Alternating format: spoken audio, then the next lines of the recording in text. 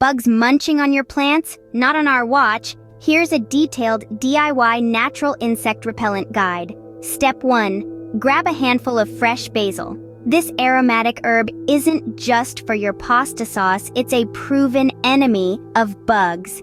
Did you know that basil releases a scent that bugs find offensive? It's true. It's a natural bug repellent.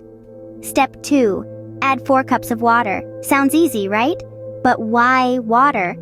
Well, water aids in extracting the potent of the basil that serve as the primary ingredient of this natural insect repellent. Step 3. Let it steep overnight.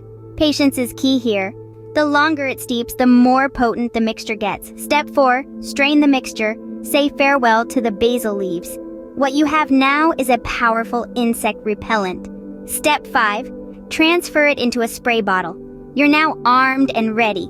Just a few sprays on your plants and watch those pesky insects run away. Remember, a bug-free garden is a content garden. Keep replaying this video, share it, and keep your plants free from bugs.